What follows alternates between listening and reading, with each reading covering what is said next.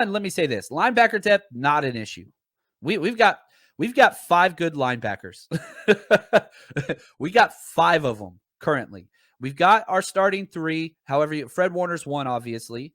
Then you got Greenlaw. Then you've got Azeez. That's how I would do the pecking order. But if you want to switch Azeez and Greenlaw, no issues. DFF has been incredible, which was awesome. DFF reached out. Man, I should have cut this tweet. Reached out and said, "Hey, man, I want to come party with you guys in Vegas. That sounds fun." So DFF, I'm hoping he shows up. We're talking with him and his agent. We might add another person coming out to Vegas with us and party with us, which is going to be credible. But he played great in spot duty. I love him as the 4. Then you sign Oren Burks, who's another special teams adjuster that came in, stud, that's quality depth as a linebacker. He's not going to push to start. Not too worried about linebacker depth personally, George. Offensive line, yeah, you're right. You're big time right. You let Lakin walk. That hurts. Tom Compton, which is crazy, he left. We'll talk about that in a second.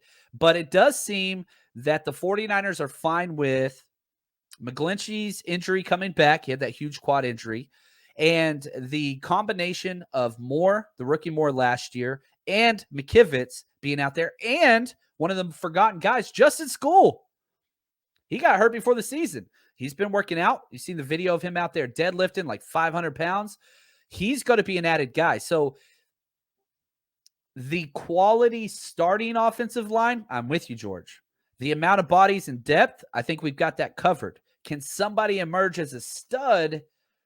I don't know if that's the answer, right? I don't know. Then you look to the inside. Who takes that Lakin spot? I think it's going to be Aaron Banks. It's going to be Aaron Banks. I'm not saying it's going to be Aaron Banks.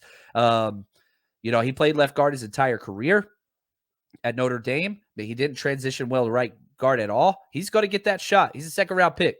He's going to get that shot. So we'll see what happens there. The offensive line's not as good as it was. We'll have to see what they do in the draft. There are some studs that I really, really like. One of my draft crushes, big time, is Parham Dylan Parham out of Memphis, interior offensive lineman, stud center. I think that he could be a guard and transition to center. Now, I don't like him near as much as I like Creed Humphrey last year, but he's going to be going in that range. So that's going to be one of those guys that could possibly be around at that level. So see what that looks like. And then safety. You bring in another stud, basically what we did with the linebackers. You got bodies. Do you have studs? Jimmy Ward, he's in there. Write that in Sharpie. But then you've got 3 safeties now competing for that other spot. Tarvarius Moore is coming back from injury. I think Talanoa Hufanga, he gets first crack at it. He's got some athletic limitations, I would say, for sure. And then now you just signed, you brought in Burks, right? George Odom. Sorry about that. Who's a stud special teamer that has safety upside. That's what he's got. Faster guy, 4.4, 540. He can play there. Second highest rated player, a special teams player from Pro Football Focus in back-to-back years. Dude can play. So you're not wrong, George. Those are some legitimate concerns.